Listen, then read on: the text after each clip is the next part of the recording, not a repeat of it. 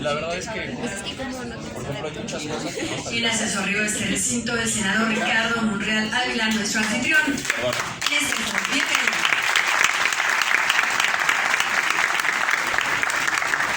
Muy buenos días a todas, todos y todes. En el 75 aniversario de la Declaración Universal de los Derechos Humanos, la Junta de Coordinación Política del Senado de la República y el colectivo Juventud Real les dan la más cordial bienvenida al foro A Medio Camino, Agenda 2030 y los ODS en el 2023.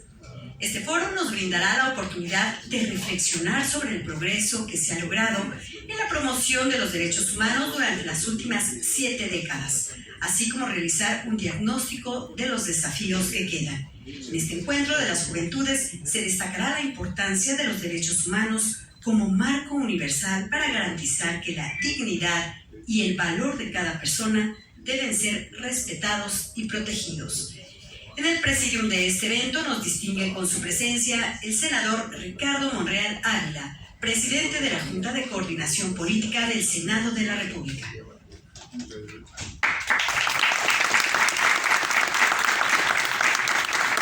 El licenciado Alejandro Reynoso Medina, director nacional de Juventud Real.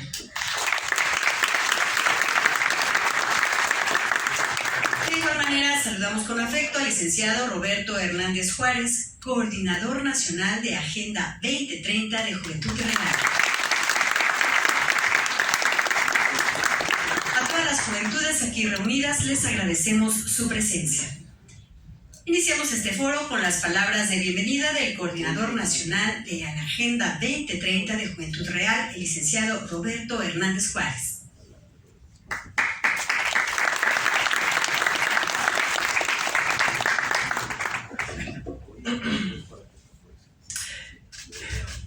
Rompiendo barreras, voy sobreviviendo. Cruzando fronteras, voy sobreviviendo. No sé si alguien ubica estas palabras. Son de Celia Cruz y es de su canción Sobreviviré.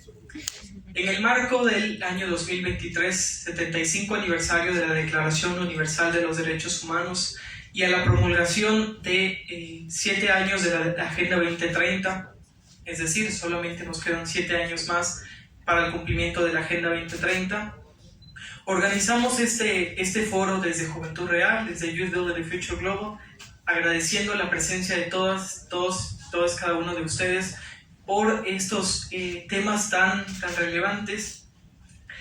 Y empecé siendo muy reflectivo sobre qué les podía compartir en un tiempo tan corto, en una agenda o un tema tan amplio como los derechos humanos. Y en el marco de lo que nos van a compartir más adelante nuestros ponentes que ya se encuentran aquí con nosotros, no me queda más que pedirles su participación, invitarlos a que podamos ser reflectivos, a que seamos atentos a todo lo que se comparta a partir del día de hoy, entre muchas cosas. Al planear el evento y compartirles por correo electrónico o elaborar las fichas técnicas que se requieren aquí en el Senado de la República, me pedían una ficha técnica que fuera extensa, que contemplara de qué se va a tratar el evento. Y me pregunté a mí mismo, ¿de qué se va a tratar el evento? Ya tenemos un tema, pero ¿qué vamos a platicar? ¿Qué vamos a compartir? Y esto se los comparto a manera reflexiva, para que ustedes lo puedan contemplar. Esto ellos no lo saben. La ficha que presentamos para el evento del Senado de la República, que es una ficha muy buena que se las compartimos con gusto, habla sobre la importancia del 75 aniversario de la Declaración Universal y el marco que representan los derechos humanos en este 2030. Maravillosamente, esta ficha fue elaborada por una inteligencia artificial, por el muy conocido chat GPT. Y esto me hizo ser aún más reflectivo sobre los discursos tan bellos que podemos tener de derechos humanos por clara evidencia, 75 años ya hablando de derechos humanos y los distintos retos que representan, ¿no? La evolución que han tenido los derechos humanos, en el marco también la Agenda 2030 lo que representa es el cambio climático, los efectos que estos tienen en nuestra sociedad, el aumento del nivel del mar, el aumento de la brecha de desigualdad, la pérdida de la biodiversidad, el cambio extremo de clima ya nos está afectando, no nos va a afectar, ya nos está afectando. Lo podemos ver en el caso mexicano, en Tabasco, con la comunidad del Bosque, que es la primera comunidad de personas desplazadas o migradas que sufren migración forzada por los efectos del cambio climático, ¿no? Yo estoy totalmente de desacuerdo con esto, soy de Tabasco, entonces he vivido y sé que hay personas que por años se han visto cada vez desplazadas de estos lugares, pero ahora lo queremos hacer más evidente. En un país donde es normal escuchar cuestión sobre desaparecidas, sobre desaparición forzada, sobre violencia, sobre el abuso del poder o de la autoridad que tienen las personas, en el marco, y lo que quiero compartirles es que puedan ver todos estos temas en el marco de una transición. No tengo nada escrito, todo es de viva voz, y lo reflexionaba igualmente, dije, estará con nosotros el senador Monreal. Dije, ¿qué le puedo compartir en 2 minutos al senador Monreal que escucha discursos todos los días? Dije, retomo uno de los puntos que él emprende a partir de este año, que es la reconciliación. Dije, cuán importante es hablar de reconciliación entre autoridades, entre gobernados, y este evento lo planeaba mucho y lo reflexionaba, porque cuando hablamos de derechos humanos, nos hablarán más adelante lo que representa en el marco jurídico nacional con la reforma del 2011, así como los eventos que tenemos, no solamente de cambio climático, sino, por ejemplo, el conflicto de Rusia y Ucrania, que muy atinadamente lo hicimos un evento junto con Juventud Real de Derechos Humanos hace un año. En el marco de que se iba declarando la guerra, el conflicto, nosotros ya teníamos ese evento y lo alineamos hacia allá. Entonces, el poder reflexionar hacia un año cuáles son las afectaciones a los derechos humanos, a la esfera jurídica de los gobernados, a quién le toca tutelarla o cómo podemos salvaguardar este bienestar para las personas en los próximos años, creo que no es una respuesta que tengamos aún, ¿no? Se puede generar una respuesta desde el marco jurídico, sí, pero la reflexión es que esto nos corresponde a todas y a todos. La construcción de una sociedad, de una democracia, entre paréntesis, en el marco de lo que está aconteciendo en nuestro país, cuando hablamos de democracia y de instituciones, creo que es un ejercicio muy claro sobre la ciudadanía activa y lo que nos corresponde a todos y a todos como ciudadanos. No solamente elegimos y votamos en un momento específico, cada 6 o 4 años, sino que este ejercicio de ciudadanía activa lo realizamos todos los días, al informarnos, al ser tolerantes, al ser sensibles con todos los acontecimientos que están pasando. Y termino, a pesar de que tenemos un marco jurídico fuerte, un marco jurídico que desde el artículo 1 contempla la obligación del respeto y promulgación de los derechos humanos para todos los servidores públicos, vemos que esta construcción no es a pie de la letra, ¿no? Lo vemos en el Congreso de la Ciudad de México con discursos de odio hacia la comunidad trans, hacia la comunidad LGBTIQ+, entre otras poblaciones.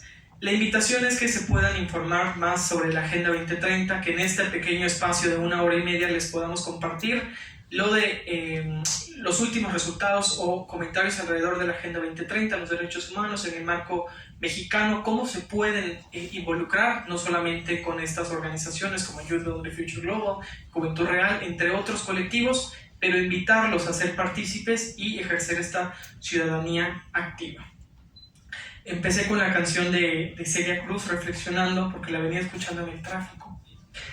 Y confieso que me hizo llorar la canción de Celia Cruz, porque el mensaje de rompiendo barreras voy sobreviviendo, cruzando fronteras voy sobreviviendo, me llevó al escenario los migrantes de México, los migrantes haitianos, los migrantes venezolanos, los migrantes ucranianos que se encuentran ya en nuestro país, que por cierto todo esto está contemplado en la Agenda 2030, ¿no? Lanzo datos para que los puedan incorporar, pero todos estos datos, esta integración cultural y social y esta alteración al modelo socialdemócrata, pues es algo que nos vamos a enfrentar. Entonces agradezco muchísimo su presencia, que estén aquí, los invito a que estén atentos a los próximos eventos que estaremos organizando, que hagan networking entre ustedes, que se conozcan, porque no nada más vienen aquí, hay personas muy interesantes.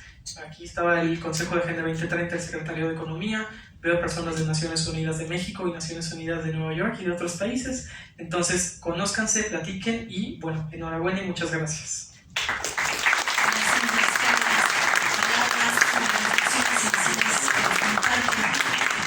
Licenciado Hernández Juárez. Nos dirige ahora su mensaje el director nacional de Juventud Real, licenciado Alejandro Reynoso. Hola, buenos días a todas, todos y todes. Antes que nada quiero darles la bienvenida a este recinto legislativo y agradecer su presencia el día de hoy en este foro de la Agenda 2030. Quiero agradecer de corazón al senador Dr. Ricardo Monreal Ávila por siempre ser este senador cercano a las juventudes, ser siempre ese senador que nos impulsa en las ideas o en las iniciativas que como jóvenes muchas veces tenemos y no tenemos este tipo de espacios, y pues le debemos mucho al senador por abrirnos las puertas de la casa del pueblo a nosotros los jóvenes. Gracias, senador, por el respaldo que siempre nos ha dado como jóvenes, así como también felicitar a mi amigo Roberto, coordinador de la Agenda 2030 de este colectivo Juventud Real, por su convocatoria y por la realización del foro del día de hoy.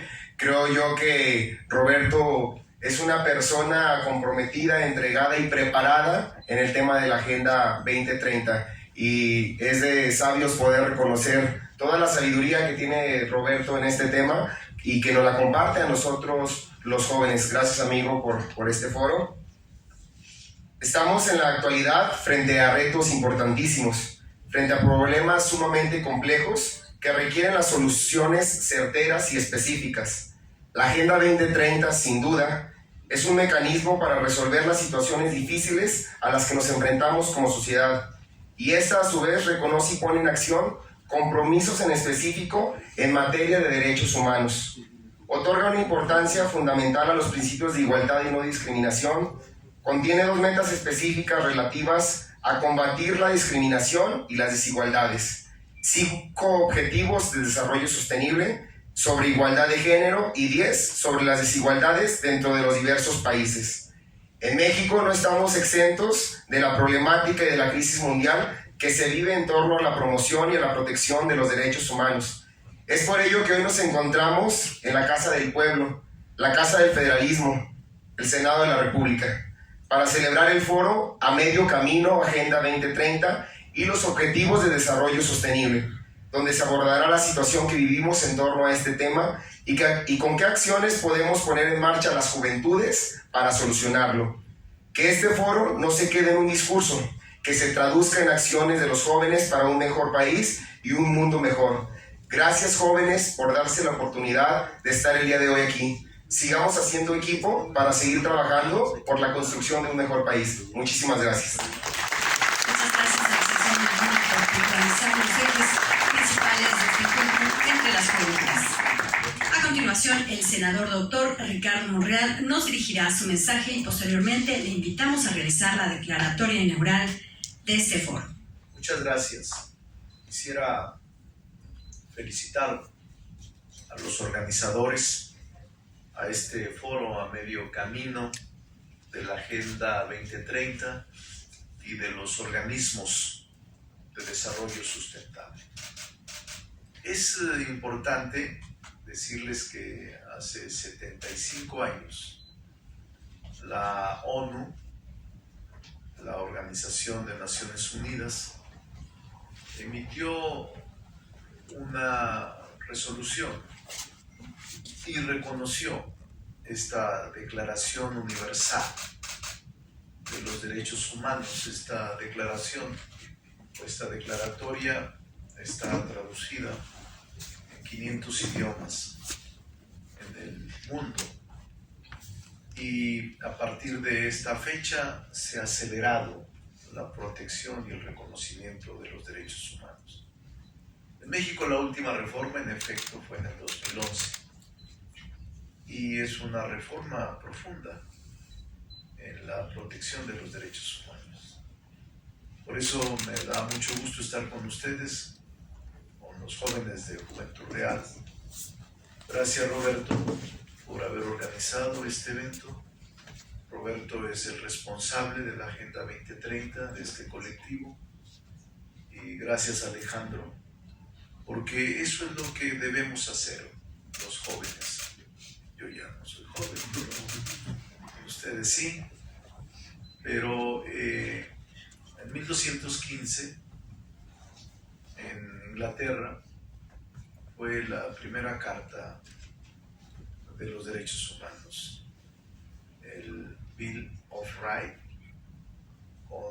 con del rey Juan I de Inglaterra, y con los varones de aquella época, que eran una especie de líderes dirigentes en regiones, y que frente a la bancarrota en la que estaba Inglaterra por la guerra reciente de Francia, y cuando el rey Juan les plantea nuevos tributos y préstamos a los varones aprovechan esa debilidad que tenía el reino de Inglaterra y le plantean al rey una serie de derechos y de libertades que hoy conocemos como los derechos del hombre, el Bill of Rights.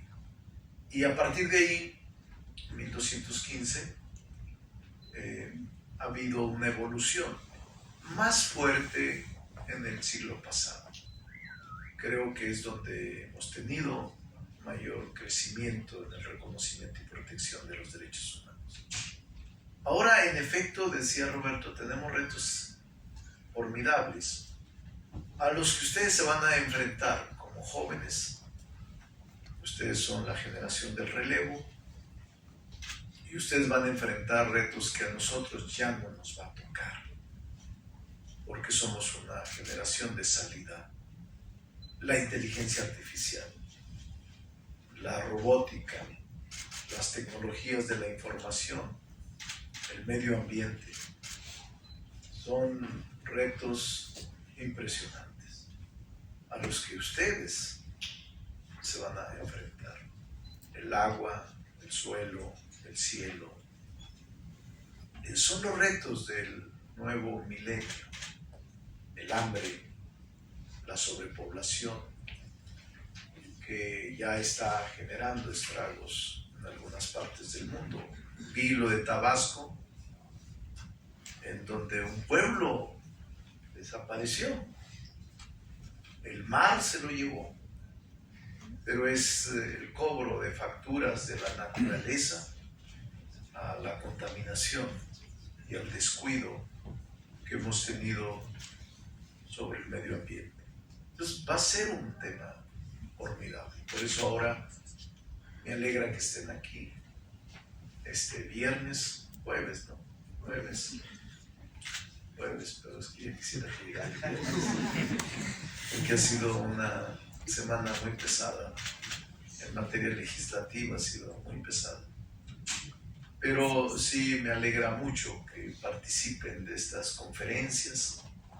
Son 1h30, si acaso 1h30. Van a venir expertos, gente con capacidad, con conocimiento, y que les va a enseñar mucho, que van a aprender de nuestros conferenciantes y conferencistas, mujeres y hombres con extraordinaria capacidad y talento. Entonces los voy a dejar con ellos. Me da mucho gusto que estén aquí, porque los jóvenes son fundamentales para la construcción del México moderno. Sin ustedes no tendríamos posibilidades de continuar.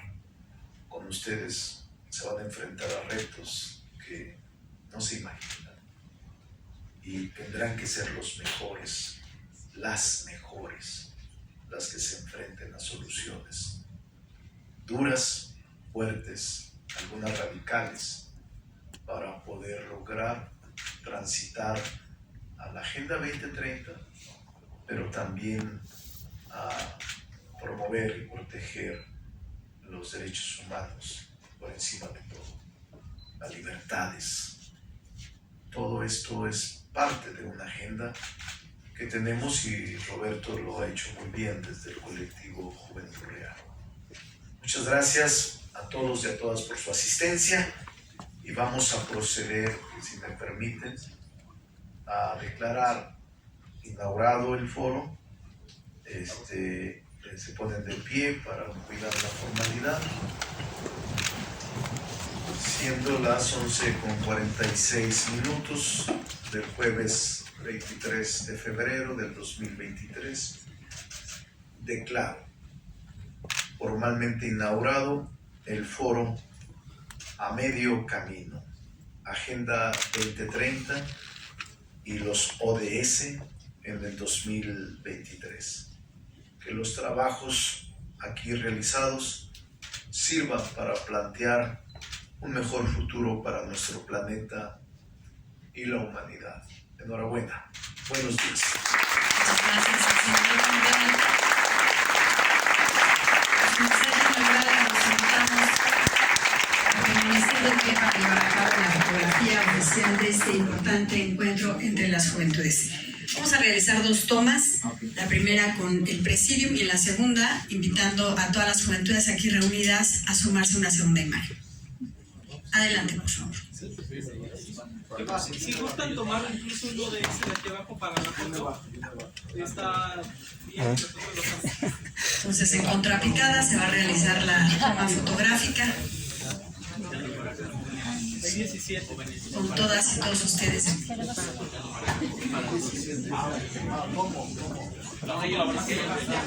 Ellos volteando para acá.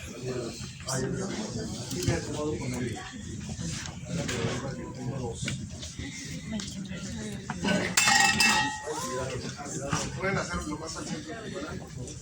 Allá atrás.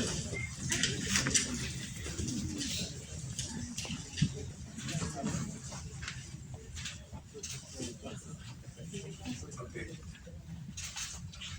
1, 2, 3.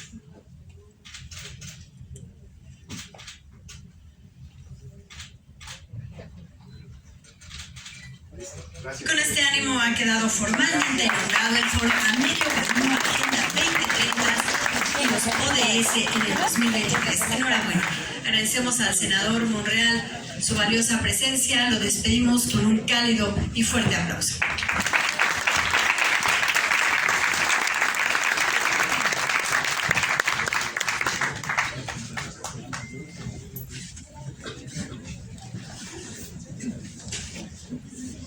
Bien, mientras tanto vamos a prepararnos para continuar con nuestro programa. Queremos invitar a la doctora Alejandra Espitalier Peña y al maestro Erwin Medina. Sean tan amables de ocupar su lugar en el presidio.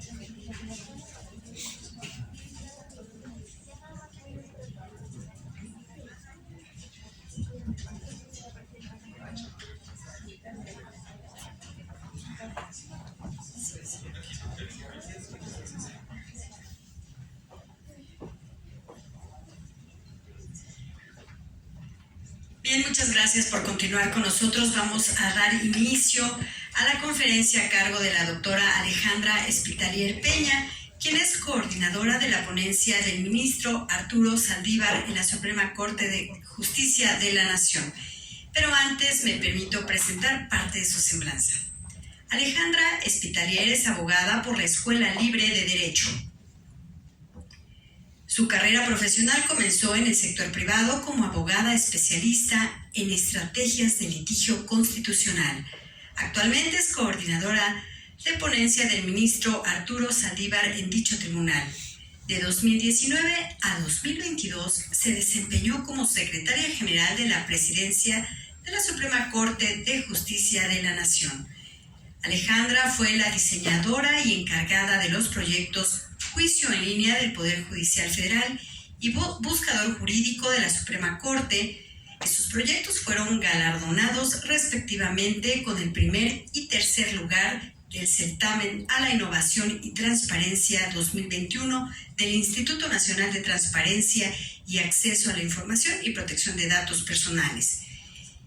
En su amplia trayectoria ha sido encargada del lanzamiento del programa de licencias de paternidad en favor de los hombres y madres no gestantes del Poder Judicial Federal por 3 meses con goce de sueldo, equiparado con ello la temporalidad de las licencias de maternidad. Recibimos con un cálido y fuerte aplauso a la doctora Alejandra Espitalier Peña.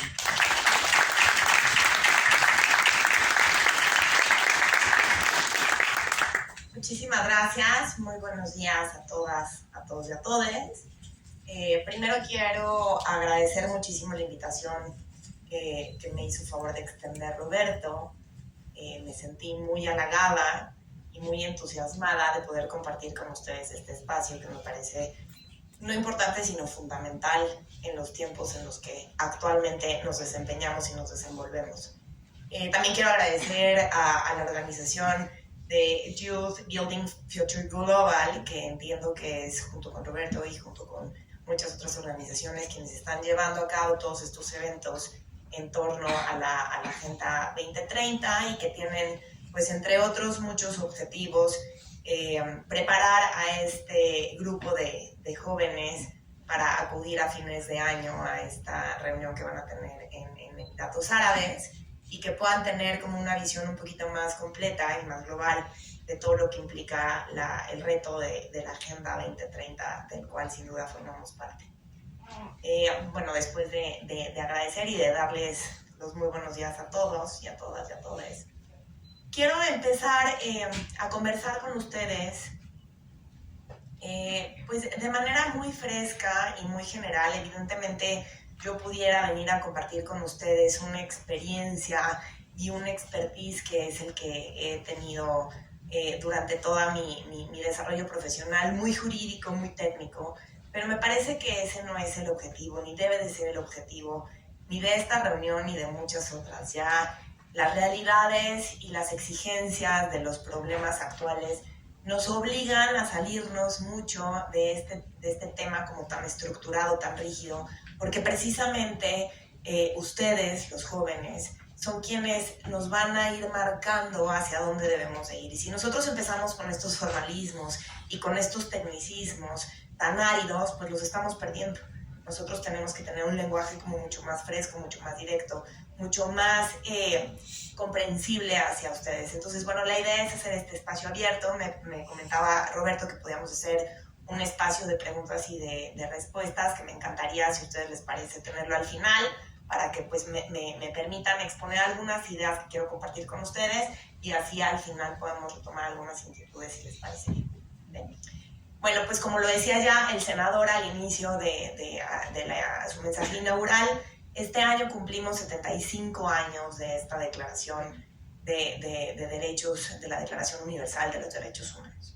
Hace 75 años, un grupo político de poder internacional decidió que era un buen momento para empezar a hablar de igualdad y de derechos y reconocimiento de ciertas premisas que no podían ser arrebatadas por ningún grupo de poder, por ningún grupo superior, por ninguna autoridad. Y fue así como surgió después de la guerra esta Declaración Universal. Esta Declaración Universal me parece que es un muy buen esfuerzo, es un muy buen ejercicio, es un documento poderosísimo e importantísimo, evidentemente a nivel internacional. No tiene una vinculatoriedad, no es obligatorio en términos jurídicos, pero sin duda fue la base, la inspiración, la idea original de lo que se contiene ahorita en muchos tratados internacionales que sí son vinculantes, en muchas constituciones que evidentemente son vinculantes en el estado o en el país en el que se encuentran. ¿Y por qué digo que es un muy buen esfuerzo y no lo quiero poner como si ya fuera la verdad dicha? Porque imagínense ustedes, hace 75 años, ¿en qué mundo estábamos? ¿Ustedes creen que verdaderamente estábamos en un mundo en donde se respetaban los derechos? ¿Ustedes creen que estábamos en un mundo en donde existía la igualdad? Es más, yo les quiero preguntar ahorita y me gustaría ver si algún valiente quiere levantar la mano. Si creen que hoy en día podemos hablar de un país en donde se respete la igualdad. De un país en donde estamos hablando que existen los derechos y que existen estas condiciones de libertad completamente respetadas, completamente garantizadas. ¿No? ¿Nada? ¿Ni tantito? ¿No podemos hablar de tantita igualdad? ¿De tantita libertad? Comparado con hace 75 años, creo que sí ha habido algunos avances, ¿no? Exactamente. Justo hacia allá quería ir y hacia allá quería iniciar como esta charla con ustedes. Hace 75 años las cosas estaban completamente diferentes. No dudo que exista alguna persona que tenga 75 años que tenga una estructura mental de libertades y de derechos. La verdad, yo en mi círculo, pues no la conozco. ¿Por qué? Porque hace 75 años teníamos una construcción social muy distinta a los derechos y a las libertades de las que hoy estamos hablando. Y yo creo que hoy tenemos una construcción social y una ideología y unas premisas muy distintas de las que van a ver en el 2030, y de las que van a ver en 50 años, y de las que van a ver en 75 años. O sea, evidentemente vamos evolucionando, vamos modificando, vamos dotando de contenidos todos estos conceptos. Vamos desarrollando desde las instituciones, jurisprudencialmente, en políticas públicas, en entendimiento social. Pero ¿quiénes hacemos y deshacemos todo eso? Nosotros. Nosotros como sociedad, como humanos, como instituciones, como poderes, somos los que vamos haciendo estos desarrollos. Entonces, más allá de invitarlos a que se impongan del contenido de la Declaración Universal, que por supuesto tiene un valor muy genuino y muy real, yo lo que los invito es a que siempre estén cuestionando y siempre estén interrogando y siempre estén pensando si la igualdad que estaban proclamando hace 75 años es la misma igualdad que queremos y que necesitamos y que exigimos el día de hoy. Y si va a ser la misma igualdad y la misma libertad que van a exigir nuestra población y nuestras sociedades en 75 años. ¿Ustedes creen que las mujeres que vivían hace 75 años podían tener las mismas condiciones de igualdad que tenemos hoy? Pues por supuesto que no. Y las mujeres hoy en día tampoco tenemos la misma igualdad que tienen en muchos escenarios todavía los hombres. Por eso todavía el tema de la igualdad de género es un tema vigente y es un tema real y que nos obliga a actuar todos los días, ¿no? Entonces, bueno, a mí me gustaría que le echaran una leidita, un ojito a esta declaración en donde que se contiene con 30 derechos y 30 libertades, con esta visión. ¿Qué fue lo que nos estaban diciendo hace 75 años estos grupos de poder? Que nos estaban dando bases sobre qué son bases muy valiosas, bases muy afortunadas, pero ¿qué hemos hecho durante estos 75 años con eso? Y lo más importante es qué quieren hacer ustedes con esas bases para cuando estén en una condición de ejercer las atribuciones que cada quien decida tener y la profesión y el oficio y las actividades que cada quien quiera tener en 10, 15, 25, 30, 45 años. Yo les quiero recordar que nadie, y esto me lo dice mucho Alex, que está aquí conmigo y que trabaja en la oficina con nosotros, ninguno de nosotros somos el malo de nuestra propia historia. Una visión muy particular de las cosas y siempre creemos que estamos en el lado correcto y que tenemos la razón. Siempre cuestionen ustedes si esa razón está respetando los derechos de los otros. Porque podemos tener opiniones distintas, pero siempre y cuando las bases de los derechos y de los respetos, de las libertades, queden bien delimitadas, entonces vamos a tener una mejor sociedad, vamos a tener un mejor país y vamos a tener un mejor mundo. Y esa va a ser la obligación y el compromiso que ustedes están teniendo hoy aquí para poderse empapar de los conocimientos técnicos y demás que van a tener un contenido muy político el día de mañana que puedan ejercer las funciones que ustedes quieran tener. Ahora, ¿qué hemos hecho durante estos 75 años? Lo quiero centrar un poquito a lo que es nuestro país. ¿Qué hemos hecho en estos 75 años en México? Sin duda estamos parados sobre pilares muy diferentes. Me parece que hemos construido un país en donde por lo menos la igualdad, la libertad, el respeto, ya es un lenguaje cotidiano. Y no nada más es un lenguaje con el que todos estamos acostumbrados a dialogar. Es un lenguaje que ustedes están acostumbrando a hacer exigible a las autoridades. Creo que somos un país que a lo mejor y todavía hay algunas historias en torno a las manifestaciones sociales de la exigencia de los derechos, pero que estamos en un país en donde nos estamos acostumbrando a democratizar estos derechos, en donde nos estamos acostumbrando a respetar si salen a marchar las mujeres, al igual que si sale a marchar la comunidad LGTB, al igual que si sale a marchar el grupo de derecha para proteger a ciertos intereses políticos. Nos estamos acostumbrando a hacer exigibles esos derechos. ¿Y dónde empieza o en qué momento nos cambia esta estructura mental? Ustedes ya nacieron con este lenguaje. La gran mayoría de los aquí presentes ya estaban, cuando menos en primaria, cuando se da la reforma del 2011, la reforma constitucional del 2011. También la comentaba hace unos momentos el senador Monreal. ¿Por qué es importante esta reforma? ¿Alguien sabe de qué estoy hablando? ¿Alguien tiene idea de la reforma de 2011? A ver, adelante. Sí, bueno, a partir de esa reforma se establecieron las obligaciones del Estado en el artículo 1 constitucional. Es decir, dejamos de tener como garantías individuales y comenzamos a tener derechos humanos. Las 4 obligaciones son como fomentar, garantizar, promover y respetar, ¿no?, los derechos humanos. De hecho, bueno, a mí me parece que ese es como el artículo constitucional que vincula también, ¿no?, los derechos humanos en nuestro país. Exactamente. Bueno, me da muchísimo gusto. Ya ven, esta pregunta si yo se lo hubiera hecho a mis compañeros de generación cuando estudié la carrera, es que de derechos humanos nadie hablaba. O sea, nosotros teníamos en la carrera la materia de amparo. Apenas algunos, como el ministro Arturo Saldívar, que también era profesor de mi escuela, empezaron a hablar acerca de garantías individuales, porque antes era el término técnico, pero no estábamos acostumbrados a hablar de derechos humanos. ¿Qué pasa en el 2011? Efectivamente se hace una reforma constitucional en el artículo 1, en donde empieza a marcar la pauta y marca el rigor de acción de todas las autoridades a todos los niveles en nuestro país. En competencias federales, pero en competencias locales, en competencias jurisdiccionales, pero legislativas, pero de ejecutivo. Y efectivamente, todo es a la luz de los derechos humanos. Todas las autoridades, toda la función pública, todo el servicio público, debe de estar marcado por un respeto, protección, garantía y desarrollo de los derechos humanos. ¿Por qué? Porque evidentemente los individuos somos el centro de la acción política del Estado. Y en ese sentido, en esa reforma constitucional, también por primera vez, se hacen vinculatorios y obligatorios para todas las autoridades del país.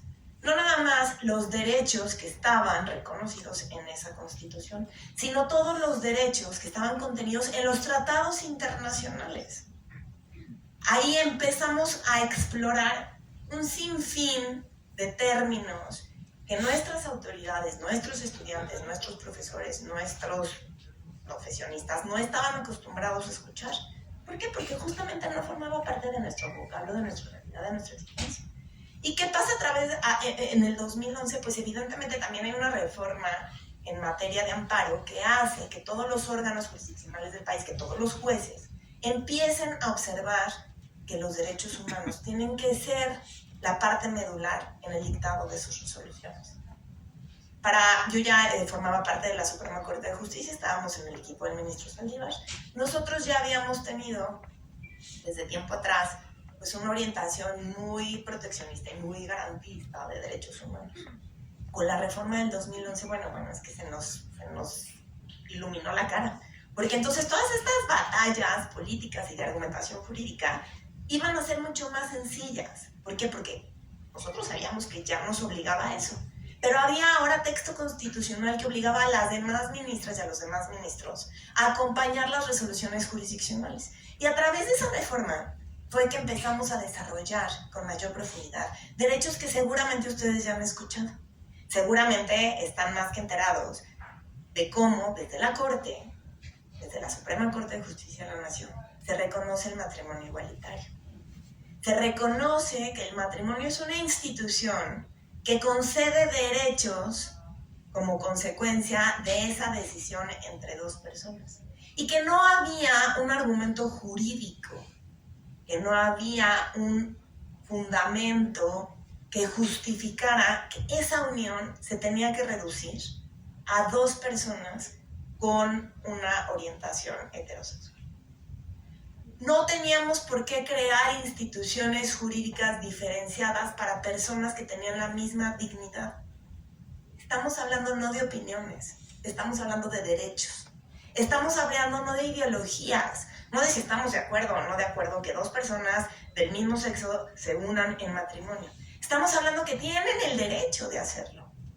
Estamos hablando que todos estamos obligados a respetar ese derecho. ¿Por qué? Porque a través de ese derecho, que no es un capricho, podían obtener derechos jubilatorios, derechos fiscales, derechos de respeto y de dignidad. ¿Por qué? Porque son personas. Se acabó el momento de las ideologías y empezamos a hablar de la era de los derechos. Seguramente también escucharon cómo desde la ponencia también del ministro Arturo Saldívar empezamos a garantizar el libre desarrollo de la personalidad. El libre desarrollo de la personalidad que ahora permite que las personas que quieran consumir lúdicamente marihuana lo puedan hacer. ¿Por qué? Porque hay una base científica que nos permitió en ese momento llegar a la conclusión que el consumo de marihuana no tenía una afectación social que permitiera al Estado reducir los derechos de quienes decidieran consumir lúdicamente marihuana, porque no había una justificación. Podemos o no fumar marihuana si queremos. Yo puedo estar de acuerdo en que fumen o que no fumen, pero estoy obligada a respetar el derecho de quien quiere fumar lúdicamente marihuana. Entonces, estamos hablando de una era bien importante y bien interesante. Y aquí es la base, me parece, las semillas que podemos y que debemos sembrar para hacer una sociedad mucho más pacífica, mucho más empática, mucho más respetuosa. Y a través de ese respeto, a través de ese entendimiento de la realidad ajena, a través del reconocimiento de nuestras vulnerabilidades y de nuestras diferencias, a través de la tolerancia, es como vamos a llegar a la solución de conflictos y de soluciones políticas. No a través del disenso, no a través de la confrontación, no a través de el decir que no estamos de acuerdo con una u otra cosa, es a través de los derechos. Entonces es un lenguaje muy bonito y es un lenguaje que ustedes van a tener que defender el día de mañana. No nada más con la Agenda 2030, sino con todo lo que se les ocurra.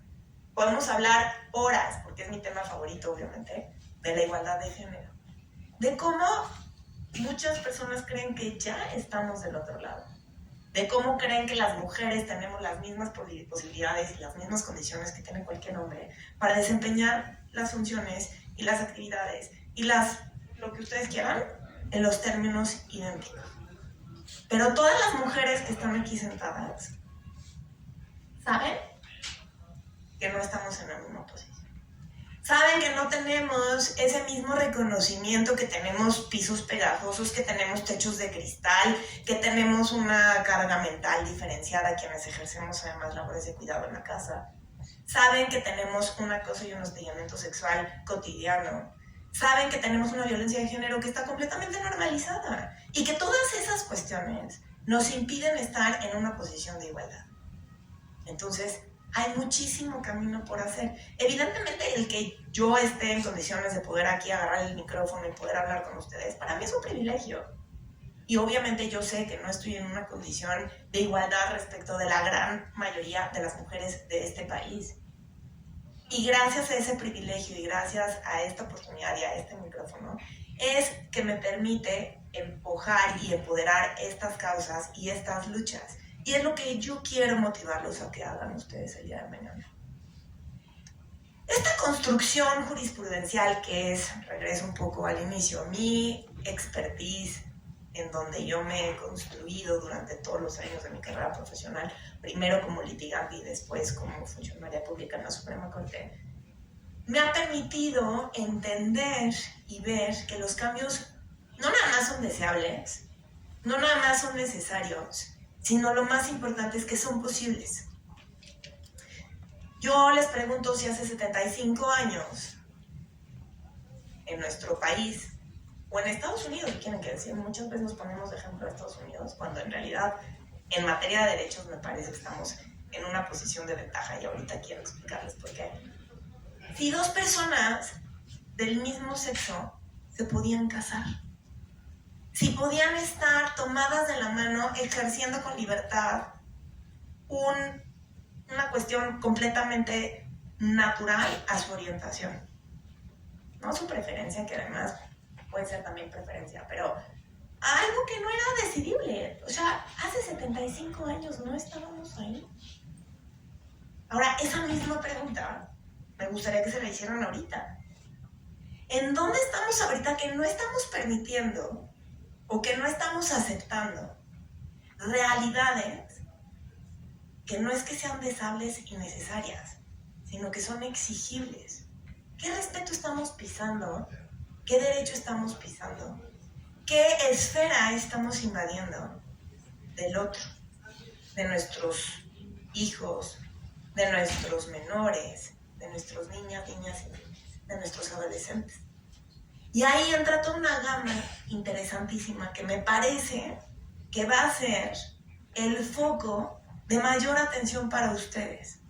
Al igual que el de género, por favor, el de género no me lo dejen nunca.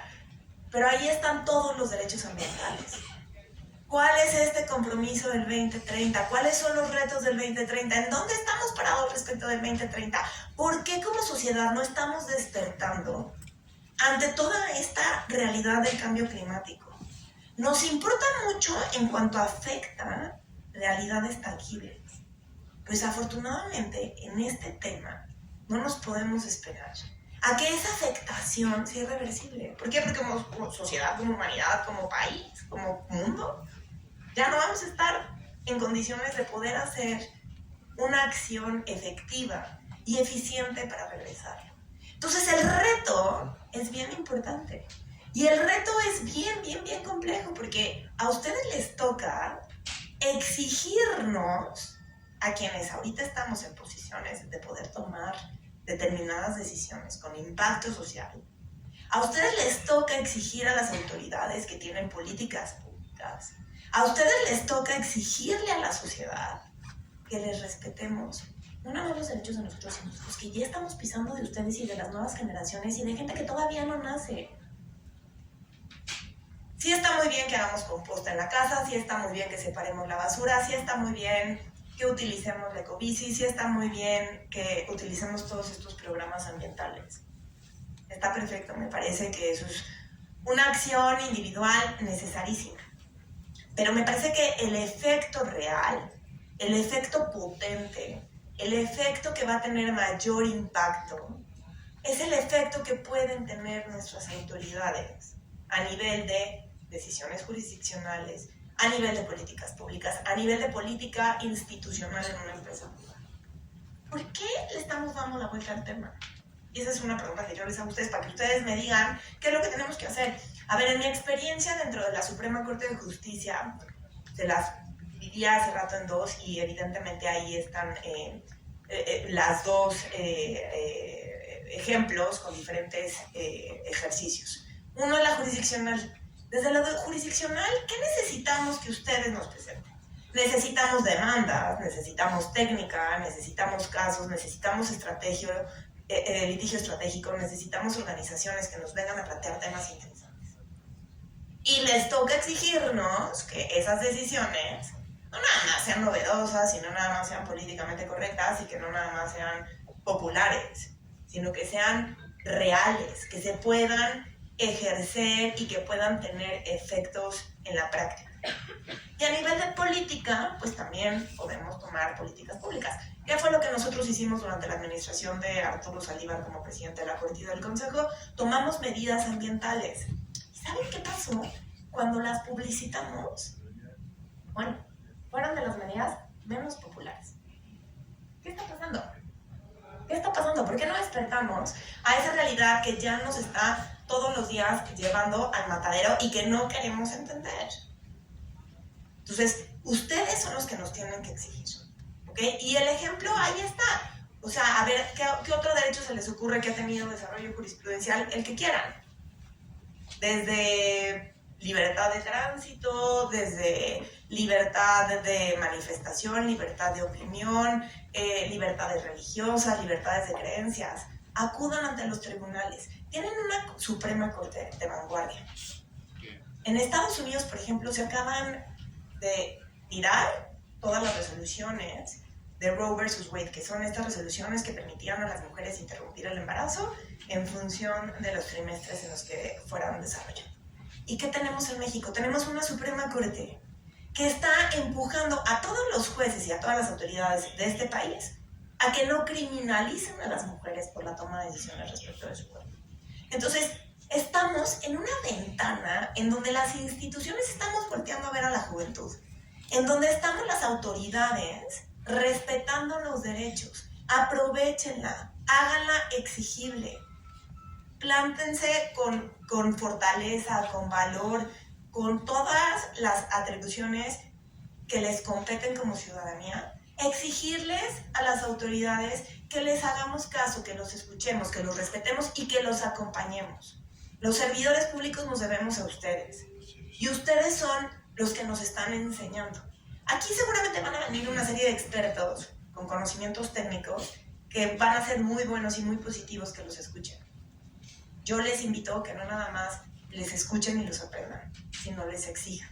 Ahí está verdaderamente su responsabilidad y su compromiso. Yo sé que todo el mundo venimos a decir que ustedes, los jóvenes, son una promesa. Yo no me quiero quedar ahí. Sí, son una promesa, obviamente. Pero también son una promesa para nosotros. A ustedes les toca exigirnos y exigirnos con todas las de la ley y con todos los argumentos posibles y con todas las marchas que se requieran y con todo el valor que se necesita para que las autoridades hagamos lo que tenemos que hacer para entregar un mejor país y para que esa agenda del 2030 a la que ustedes van a presenciar y que para la que se están preparando sea una agenda que podamos cumplir como país y como sociedad. Y bueno, pues aquí me gustaría, no sé, ahora escucharlos a ustedes. Si tienen alguna inquietud, si tienen alguna pregunta en concreto que yo pudiera compartir, que pudiera yo desahogar, me encantaría abrir este espacio para, si quieren, o que les platique un poquito más de algún tema en específico. Y adelante. Muy buenas tardes, mi nombre es Valentín Camayo Rivera de la ciudad de Puebla. Y mi pregunta sería, ¿cómo de no criminalizar? Muy buenas tardes, mi nombre es Valentín Camayo Rivera de la ciudad de Puebla. Y mi pregunta es lo siguiente, ¿cómo en cada capital del Estado de la República se debe de no discriminalizar a la mujer protestando libremente su libertad de expresión ante el derecho humano y también la Carta de las Naciones Unidas? ¿Cuál sería eso dentro de la jurídica de la Suprema Corte de Justicia aquí en la Ciudad de México? Sí, bueno, a ver, en derechos de las mujeres evidentemente hay una gama muy amplia. Ahorita que yo me refería a la no criminalización de la mujer, me refería a estos casos en donde las mujeres deciden interrumpir su embarazo porque están ejerciendo un derecho sobre su propio cuerpo. Y en muchas legislaciones locales todavía la interrupción del embarazo en ciertas condiciones no nada más está prohibida, sino además se entiende como una conducta objeto del derecho penal o de la punibilidad, ¿no? Que es como el último recurso que tiene el Estado.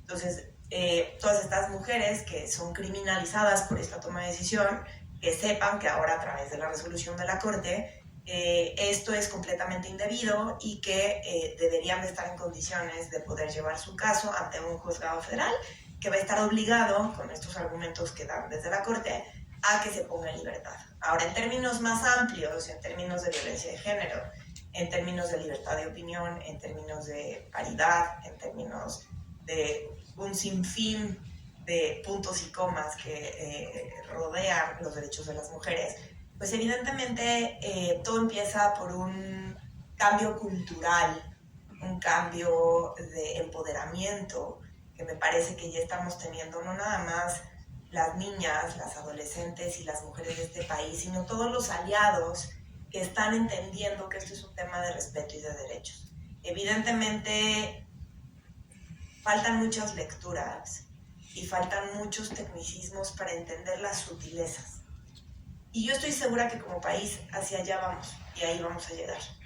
Pero para llegar ahí, no hay necesidad de tener conocimientos técnicos tan especializados ni de tener como un ámbito tan iniciado en materia específica de género, sino simplemente basta con cambiar patrones de conducta, bromas sobre el cuerpo de las mujeres, cosificar el cuerpo de las mujeres, menospreciar el dicho de una mujer, no reconocer su libertad de opinión, no darle un lugar en la mesa, no tener una violencia de género por creer que por ser mujer tiene un estereotipo específico, que es la que debe de criar a los hijos, que es la responsable de las conductas morales o éticas dentro del hogar, que es la responsable de tener una contención principalmente emocional, de no reconocer que al mismo trabajo se le debería de pagar el mismo sueldo frente al trabajo desempeñado por un hombre. Son un sinfín de conductas que claro que se le pueden exigir a la autoridad, pero que yo les invitaría a que antes de exigírselas a la autoridad, las hagamos nosotros todos los días en todas y cada una de las acciones que ejecutamos diario. Porque en muchas sutilezas no nos damos cuenta, pero hay también muchas cosas muy obvias que luego no queremos cambiar. ¿Por qué? Porque evidentemente todo el patriarcado ha construido una situación de privilegio y los que estamos en esa situación de privilegio no queremos renunciar a él. Nos cuesta trabajo renunciar a él. Pero tenemos que entender que solamente renunciando a esos privilegios es como al final del día vamos a estar en un mejor lugar como sociedad, pero también a nivel individual, porque vamos a estar en un pleno respeto de los derechos. Gracias. Sí.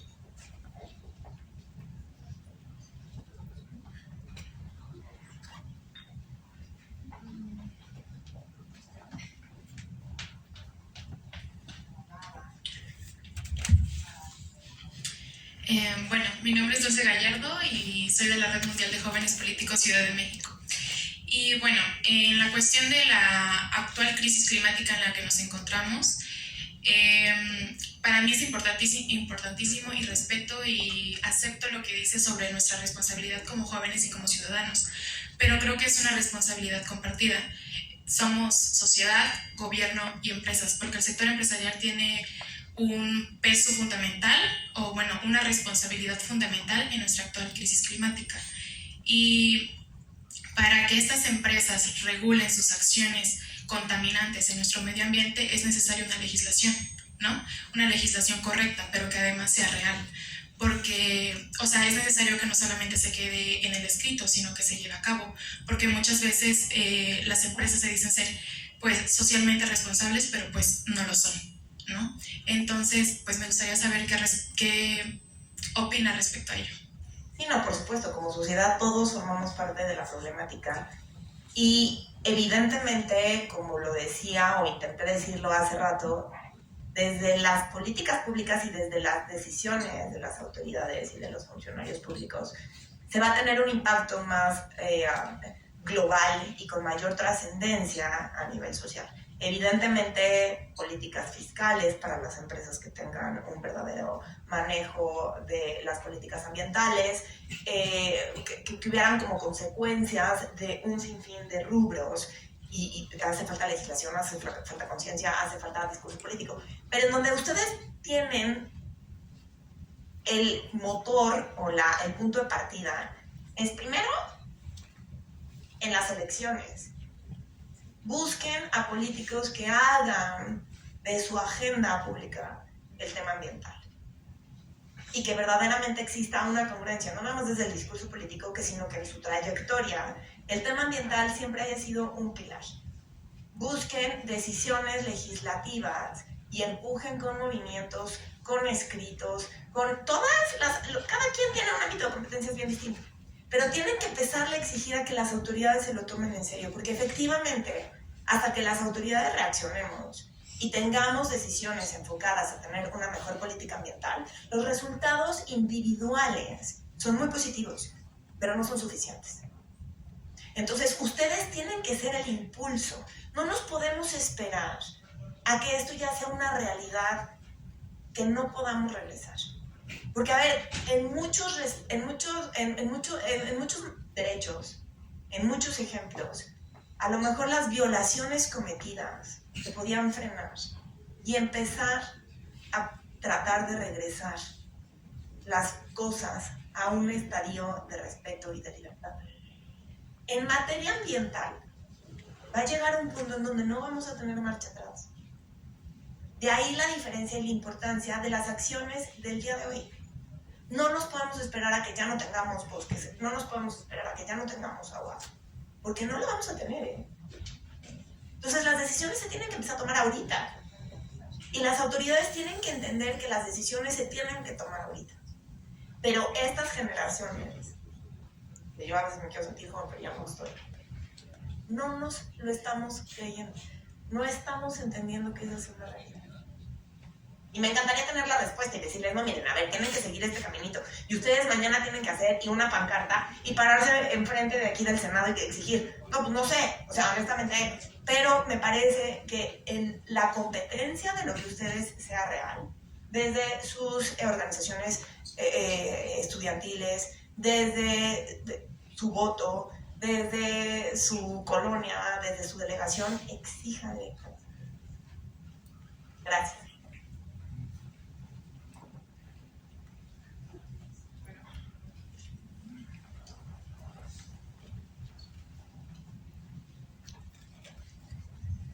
¿Quieren que les preste este y yo respondo? Bueno, sí, hay que oír. Pues muy buenos días, mi nombre es Ana Iturralde, soy asesora aquí en el Senado de la República y justo en la respuesta que le diste a mi compañera estoy escuchando que falta legislación.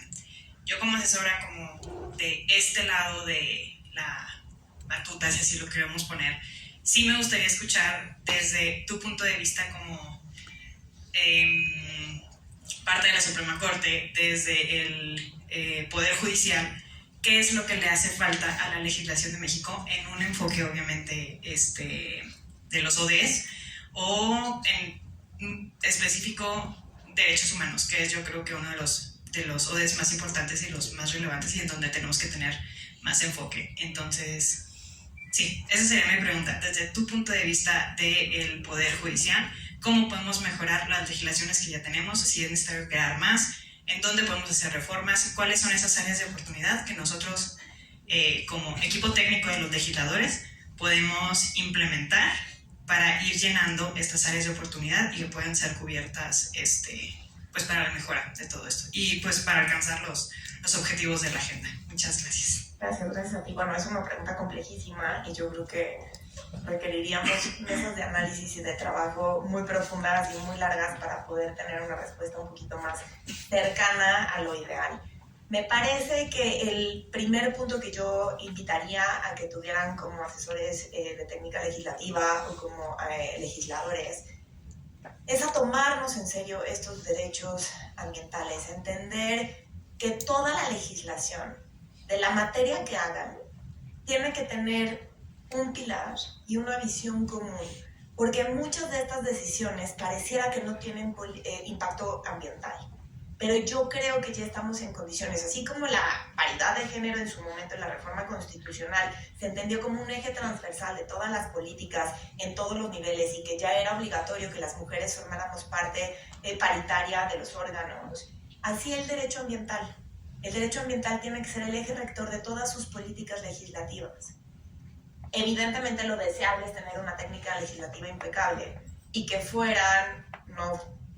que hubiera congruencia entre los cuerpos normativos, que cuidaran la constitucionalidad de la norma, etcétera, etcétera. Pero eso es en general. Yo más bien creo que si hay un compromiso real de tomarnos los derechos, y en específico los derechos ambientales en serio, tenemos que crear conciencia de que todas y cada una de las decisiones, que todas y cada una de las normas, que todas y cada una de las leyes que vayan ustedes a producir, deben de tener como prioridad el cuidado y los efectos ambientales. Yo creo que no hay una respuesta única. Es una cuestión de todos los días y más bien de tener como un eje transversal de toda la política. Gracias a ti. Aquí, no sé, Roberto, me gustaría preguntarte la cuestión del tiempo. Sí, yo los voy a interrumpir porque justo tenemos el tiempo encima. Yo me declaro fan abiertamente, públicamente de Alejandra por favor síganla en redes sociales porque siempre comparte como desde la Suprema Corte toda esta información de primera mano. Y bueno, pues ahí estaba atrás escuchando un poquito todo esto. Por tiempo tenemos que pasar ya a la segunda ponencia, pero creo que podemos aprovecharla y comprometerla, ¿sí? Para hacer otro siguiente evento por algo que me encantó que compartió en relación a los derechos humanos, ¿no? Un segundo. Los derechos humanos son creados a partir de un colectivo que como partículas, y una de estas partículas es la progresividad, y lo mencionaste tú en el caso de Estados Unidos, donde se pierde este elemento de progresividad que en nuestra Constitución se conoce como regresividad. Entonces, ¿qué hacemos ante la Suprema? Eso lo hizo una Suprema Corte, imagínense ustedes, que no reconoce evidentemente los derechos humanos y que no reconoce este principio. Entonces, ¿cómo desde el legislativo podemos incorporarlo? Incorporando estos elementos que están en el artículo 1 constitucionalidad, que son los que constituyen los derechos humanos, no como enunciado, sino como una totalidad. Si contamos con esos elementos, hablamos de derechos humanos, ¿no? Entonces, creo que ese sería un diálogo buenísimo, que me encanta esa conversación, que está muy, muy buena. El doctor, no le hago comercial, pero el doctor Carbonell tiene por ahí unos escritos muy buenos, y bueno, la Suprema Corte... la reforma en 2011 y demás se habla perfectamente. Entonces, les pido por favor un gran aplauso para la doctora Alejandra.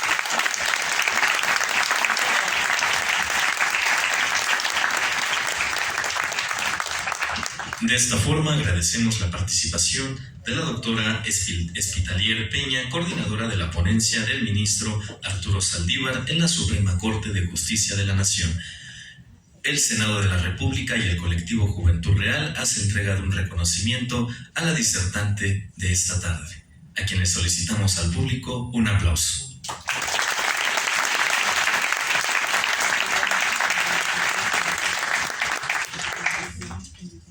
Si gustan igual otra foto con la doctora de este lado, no sé si bajamos o subimos. Hay que hacer mediáticos los ODS, porque si no, que así fueron fundados, ¿no? Esa era la idea, que fueran visuales, entonces hay que aprovecharlo. Invitamos a quienes nos acompañan a ponerse de pie.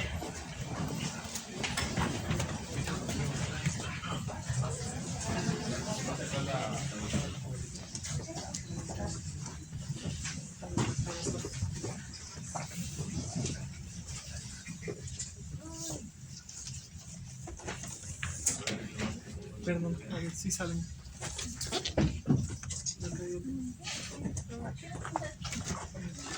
Ahí está. ¿Faltas tú? Ah. Estoy. Que primero denme 2 segunditos. A mí le gustan los reels.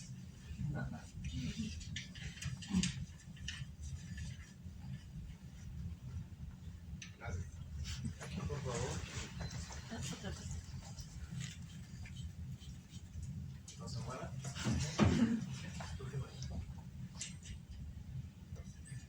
Listo. Muchas gracias. Ahora invitamos al licenciado Roberto Hernández Juárez, coordinador nacional de la Agenda 2030 de Juventud Real, así como también al maestro Erwin Medina, coordinador de Agenda 2030 en Tizayuca, Hidalgo, a que pasen al presidium para proceder con la siguiente ponencia.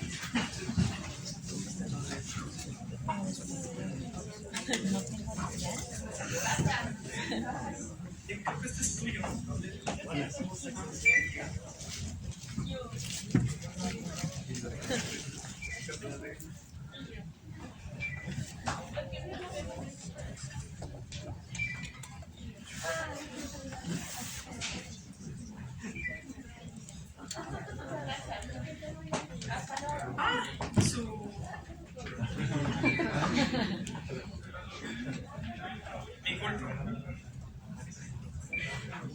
Agradezco al maestro Erwin si nos acompaña para poder tener esta última conversación. Tenemos 20-30 minutos para poder cerrar. El maestro Erwin, yo creo que ahorita leen su currículum, pero es encargado de Agenda 2030 en un municipio. Entonces la visión que una persona que ejecuta cada uno de estos planes de manera directa tiene, y aparte doctorante, no sé si doctorante creo todavía, pero con amplios conocimientos en Agenda 2030, en complejidad, en temas metodológicos y de la administración pública. Espero que se pueda aprovechar al máximo. ¿Dónde quedó el micrófono?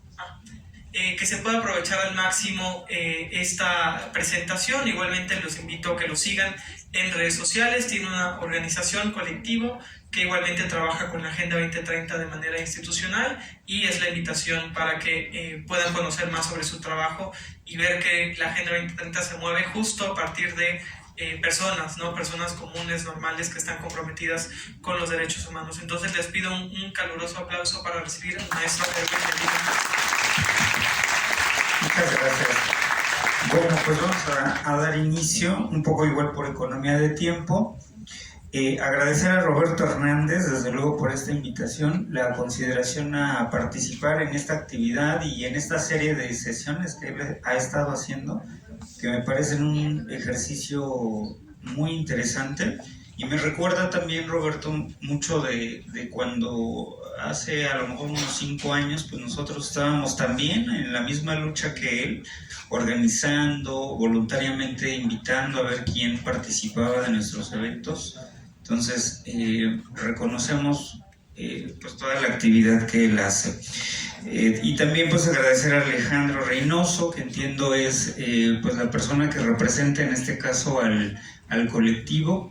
Entonces, también agradecerle. Y desde luego pues me da mucho gusto haber tenido esta interacción aquí en este panel con la doctora Alejandra, que nos parece que nos da una perspectiva sobre los retos precisamente en materia de derechos humanos. Entonces, pues agradecerles a todos ustedes. Reciban un cordial saludo de nuestra presidenta municipal constitucional de Tizayuca, la maestra Susana Araceli Ángeles Quesada. Es una persona muy joven. Les invitamos a que se enteren de lo que estamos haciendo en materia de ODS en Tizayuca, y de verdad que van a ver cómo importa mucho tener a un presidente municipal joven. Y todavía si le sumamos el asunto de que ella tiene pues un nivel de posgrado de políticas públicas, ella es egresada del CIDE, pues todavía más. O sea, me parece que sí hay una fórmula adecuada o muy conveniente, ¿no? Para esos tomadores de decisiones. O sea, hay que ser jóvenes y hay que estar bien preparados. Entonces, esa es la recomendación, chicos, para ustedes. Continúen preparándose arduamente. Yo tengo aquí una guía en la que me voy a apoyar. Simplemente comentarles que, bueno, Tizayuca es un municipio que integra a la zona metropolitana del Valle de México, este gran conglomerado de municipios, ¿no? Sin embargo, Tizayuca pertenece al estado de Hidalgo, entonces, bueno, pues es un municipio importante en términos de población. Pues somos como, estamos ubicados entre el tercer y cuarto, compartiendo ahí el lugar con Tulancingo, otro municipio muy importante. El tema con la agenda en Tizayuca, lo que lo hace particular es que se han echado a andar una serie de mecanismos institucionales para que la agenda funcione. Y quizás en otra oportunidad, en el marco de otro tema, podamos compartirles la experiencia del proceso de implementación de la agenda en un municipio mexicano. Pero a grandes rasgos y para ubicarnos un poco, bueno, en Tizayuca lo que se ha creado, por ejemplo, es una oficina de dedicación exclusiva al tema de la agenda. En este caso, pues yo tengo el gusto de estar al frente de esa responsabilidad. También comentarles que ya está publicado en el periódico oficial del Estado de Hidalgo un reglamento para la agenda. Yo creo que somos el único municipio en todo México en tener un instrumento normativo para los servidores públicos del municipio. Entonces es un caso local, sí, desde luego, pero creo que vale mucho la pena tomarlo como una buena práctica, y estamos en ese proceso de socializar este reglamento. El asunto con la agenda es que efectivamente se necesitan echar a andar pues toda una arquitectura institucional, hacer los arreglos institucionales necesarios para podernos realmente asegurar que un proceso de implementación va a funcionar. Entonces, para los abogados pues resultará interesante a lo mejor conocer esa experiencia de ese reglamento. Y desde luego, pues con esto lo que queremos es sí asegurarnos de que el proceso va a caminar, pero la trascendencia que es bien importante. La actual administración termina en el año 2024, pero pues esto es a 2030, ¿verdad? Entonces tenemos mucha esperanza en que este reglamento pues pueda precisamente ayudar en eso. Bueno, con el tema de los derechos humanos, curiosamente, y yo creo que es derivado precisamente de este aniversario de la Declaración de los Derechos Humanos, nuestra presidenta tuvo una reciente participación. Hay un Centro Internacional para la Promoción de los Derechos Humanos a nivel local y regional de la UNESCO. Entiendo que esta organización está en la ciudad de Graz, Austria, y recientemente acaba de llevar a cabo un evento referido a este tema. Nuestra presidenta estuvo ahí y la invitación a ella fue precisamente que hablara sobre cómo en un municipio mexicano nos aseguramos de que se están cumpliendo los derechos humanos. Yo quisiera comentarles que eso es muy fuerte, ¿no? O sea, hablar de que en tu administración se están cumpliendo los derechos humanos y luego sumarle el tema de la agenda, o sea, hay que tener elementos para darle soporte a eso. Sobre todo porque me parece también que los municipios, cada día que pasa, tienen que atender a nuevas necesidades. Recientemente hubo otro evento muy importante y que México fue sede en el mes de septiembre del año pasado, igual organizado por la UNESCO, pero en materia cultural. Y de ese gran evento que se llamó Mondiacult, los invito a que googleen esa actividad. Bueno, pues resulta que ahora la cultura es también un derecho, ¿no? Entonces, si bien ya ha habido convenciones, reuniones, etcétera, de ese sector, bueno, ahora la discusión con el sector cultural es cómo este sector contribuye al desarrollo, ¿no? Y entonces en esta cumbre que no se llevaba a cabo desde hacía 40 años, bueno, en México le volvió a tocar después de todo ese tiempo y se discuten precisamente derechos humanos. En este caso, pues el sector cultural, cómo puede contribuir. Hay una discusión muy interesante de que si hace falta un ODS de la cultura, ¿no? Los jóvenes del sector cultural desde luego apelan a que sí, les gustaría tener uno. Pero los más experimentados refieren a que más bien de lo que se trata es de entender, bueno, pues cómo está el sector cultural ya en cada uno de los ODS, ¿no? Entonces, bueno, son discusiones muy interesantes. Entonces, en este evento de nuestra presidenta que tuvo una ponencia sobre este mismo tema, pues la discusión está sobre precisamente cuáles son esos nuevos enfoques de gobernanza basado en los derechos humanos. O sea, hay un interés por saber si en los territorios se están cumpliendo los derechos humanos y sobre todo en el marco de los ODS, ¿no?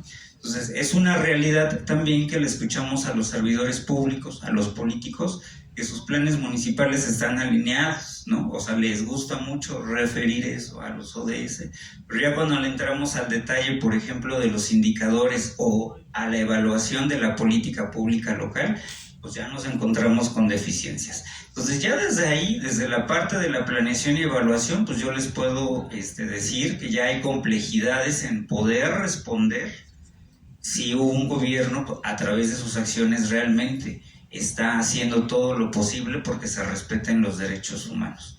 Y les digo que los municipios, de verdad que tienen mucha tarea. En Tizayuca lo estamos observando ya después de 2 años de experiencia. Tan solo en el ODS 6 de acceso al agua, pues es asegurar que todas las personas que viven en un territorio lo tengan, ¿no? Pero una cosa es el acceso y otra cosa es el suministro, ¿no? O sea, si le vamos entrando a la parte ya técnica y vamos desmenuzando las normativas y las leyes o lo que sea, ustedes son expertos en eso, pues ya el juego de palabras pues ya nos puede llevar a poder referir si realmente el derecho universal de acceso al agua limpia pues se está cumpliendo, ¿no? Y así nos podemos ir con cada uno de estos. También, bueno, pues hay una necesidad de seguir discutiendo sobre los conceptos y métodos, ¿no? En gestión que se utilizan pues para gobernar a nivel local y que desde luego pues sean tendientes al cumplimiento de los derechos humanos. Entonces, estas discusiones pues nunca están de más en estos foros internacionales. En particular, en este evento que les comento, había un interés por relacionar el tema de, bueno, a través de los presupuestos en los gobiernos locales, pues cuánto se destina a la promoción de los derechos humanos. Pues fíjense que este es un tema igual bien complejo, porque eso pasa por conocer la famosa metodología del presupuesto basado en resultados. Hoy yo les puedo decir que es muy complicado conocer por ODS cuánto se está destinando, ¿no? A menos que de verdad se tenga una extraordinaria alineación, como le llaman, a los ODS, y que realmente se tenga a la perfección esa identificación de acciones o planes y programas públicos asociados a los ODS. A lo mejor con ese ejercicio se pudiera tener algún reporte, pero es muy complicado el tema de los presupuestos, sobre todo porque inclusive pudiera haber municipios que tengan hasta más de 2 adecuaciones en un año. Entonces, esa es una pregunta todavía que me parece que no tiene respuesta, de saber cuánto del presupuesto público se está destinando por ODS, y todavía más si lo quisiéramos enfocar al tema de los derechos humanos. Está otro tema interesantísimo, que es la gestión pública multiparticipativa. Los derechos humanos, lo tenemos que, llevar a cabo permanentemente, y todos como ciudadanos tenemos que participar. Pero la participación ciudadana es otro asuntazo, que es muy complicado incentivarla. También nos hemos dado cuenta en el municipio que cuando les queremos hablar de los ODS a los ciudadanos, pues primero tenemos que hacer este ejercicio de capacitarlos. ¿Qué es la agenda? ¿Qué es cambio climático? ¿Qué es desarrollo sostenible? Y cuando te das cuenta, pues ya nos pasó 6 meses, 1 año en ese proceso, para apenas establecer entonces ahora sí ese proceso participativo sobre tal o cual tema que nos interesaba. Entonces vean ustedes en esa perspectiva de los gobiernos locales, que el tema, introducir un asunto como los ODS, no es tan sencillo, ¿no? O sea, lleva tiempo y son procesos. Esa es quizás una de las cuestiones que tiene la agenda, que en esa complejidad de 17 temas tan variados, pues imagínense, ¿no? De ahí la importancia que en un municipio se aperture una oficina de dedicación exclusiva, así como lo hay, por ejemplo, las oficinas encargadas de los temas de movilidad, de cultura. Para la agenda nosotros recomendamos que se aperture que haya un espacio, una persona dedicada al asunto. Y bueno, pues desde luego que en esta visión de desarrollo, en México, el asunto de esta actual administración federal es que tiene una visión de justicia social. Entonces, toda esta propuesta de la 4T es tendiente a eso. Hay un reconocimiento de las enormes desigualdades, y se echa entonces a andar todo un modelo, toda una propuesta. Tizayuca es un gobierno de Morena, entonces en ese sentido pues es coincidente plenamente con lo que establece el Plan Nacional de Desarrollo. Aquí yo creo que el reto sigue siendo que se retome el enfoque de la agenda y se logre empatar con esa visión de 4T. Creo que ese sigue siendo un asunto pendiente. Y la realidad es que no debería de costar tanto hacer ese ejercicio, porque cuando uno lee los principios de lo que es el Plan Nacional de Desarrollo, pues inclusive ahí hay uno de los principios que es no dejar a nadie atrás. Y pues esa es la frase de la Agenda 2030, ¿no? Entonces, ¿qué fue lo que ocurrió en ese proceso de hacer como ese match? En México entonces está esta visión de justicia social, y entonces toda la visión programática de los planes y programas públicos en materia de derechos humanos pues, es entonces tendiente a la reducción de las desigualdades, ¿no? Entonces, eso también pues es muy interesante que lo tengamos. Y bueno, también quisiera yo comentarles que hay algunas experiencias pues muy interesantes en Tizayuca. A veces, como bien refería la doctora, pues el caso práctico quizás pueda ayudarles a ustedes a entender, bueno, y cómo es que materializamos todo este asunto del enfoque de los derechos humanos en un territorio. Por ejemplo, en Tizayuca tenemos un caso de éxito que yo creo que a ustedes, a los abogados, les resulta muy interesante, y es que tenemos en todo Hidalgo, de los 84 municipios, somos el primer municipio que echó a andar este modelo de centro de justicia cívica. Quizá para algunos ya, para algunos de ustedes, pues es un tema ya estudiado, ¿no? Pero que en los municipios no es una realidad esto de la justicia alternativa, ¿no? Es precisamente resolver, digamos, las problemáticas para que no lleguen a otras instancias, ¿no?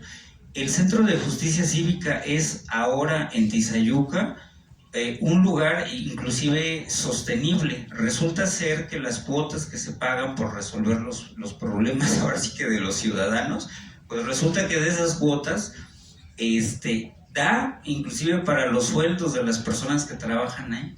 Entonces, es un caso de éxito esta experiencia de haber montado un centro de justicia, fíjense. Entonces, y desde luego, pues esa es una contribución más que directa y obvia al objetivo número 16, ¿no? Entonces, ese es un ejemplo. Y desde luego, otro, y ya para ir concluyendo, tenemos, por ejemplo, jornadas de salud itinerante. Está esta cuestión de poderle facilitar a la ciudadanía servicios de salud de primera atención.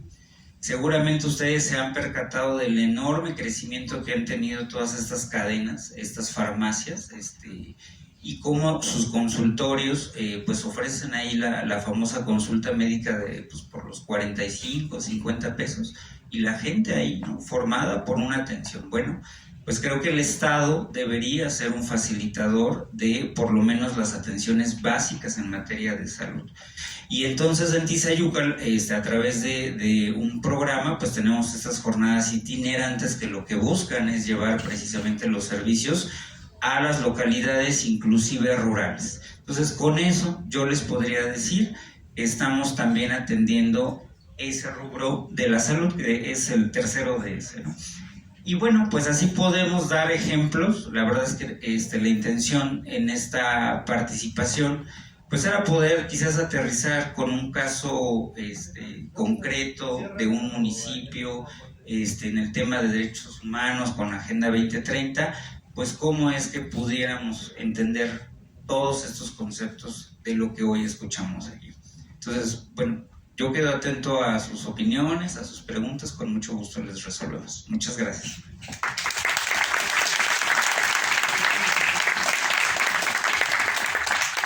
Muchísimas gracias al maestro Erwin por estos comentarios justo, ¿no? El evento va en marco de los derechos humanos y la Agenda 2030, ¿no? Como hoy, en el 2023, desde México se está aterrizando la Agenda 2030 con un caso concreto. Como dicen, ellos ya todavía no se van, pero en un año y medio ya se van. Entonces, ¿cómo se va a seguir esta agenda, ¿no? Incluso en el caso federal, como lo mencionaba Erwin, aparte de distintos colectivos y asociaciones, se ha abogado para que se cree o se regrese una unidad específica de Agenda 2030 desde el Ejecutivo Federal y no un secretariado como se tiene actualmente en la Secretaría de Economía, que por aquí andaban, no es hate, pero es más objetivo, ¿no? Es desde ese punto. Y lo mencionaban, ¿no? Tengo varios apuntes por aquí. Invitación de seguir al maestro Erwin. No me corresponde, pero los invito a Tizayuca cuando sea temporada de tuna, porque seguro se van a pasar muy, muy buen periodo en Tizayuca. Es un lugar muy bonito, ya tuve la oportunidad de conocerlo, de ver cómo se está aterrizando toda esta información, y verdaderamente si alguien está haciendo incluso algún trabajo de investigación, tesis o demás, creo que sería un caso de éxito, ¿no? Que ya se subió a distintos niveles el ejemplo de Tizayuca, que más de 2.400 municipios en México, solamente son pocos los que tienen una coordinación de Agenda 2030, y aún menos de ese grupo selecto los que tienen un reglamento, los que son vinculantes, los que tienen un presupuesto, etcétera, ¿no? Entonces, eso es algo que hay que aplaudir y que, como hablamos de ciudadanía activa, que hay que nosotros darle seguimiento, ¿no? Porque si no, se van a ir y ya pasó y si al caso se logró algo, pero no se está dando ese seguimiento, ¿no? Hablábamos sobre el derecho a la cultura, ¿no? Esto desde UNESCO se reconoce no solamente el derecho a la cultura, sino el derecho al patrimonio, y igual está en YouTube tantas y tantas conferencias que en estos 7 años se han generado sobre este cambio social y cultural, que es mi línea de investigación, haciéndome comercial a mí, pero pasándolos, porque es muy interesante, ¿no? Es un tema de 6-8 horas, pero cómo se reconoce al patrimonio intangible, hablando de lo cultural, incluso edificios, y estos se tienen que preservar ante los efectos del cambio climático, ¿no? Eso es algo que está perfectamente documentado, y específicamente la misión de UNESCO en Italia con el hundimiento de Venecia, que es el centro cultural histórico más valioso, ¿no? Referente a pinturas, esculturas, cómo lo preservamos y quién va a dar ese dinero, de dónde va a salir, ¿no? Entonces, si bien es un derecho acceder a todo eso que aún tenemos, ¿cómo lo vamos a preservar, ¿no? Esos son los retos que tenemos en distintos niveles o agencias.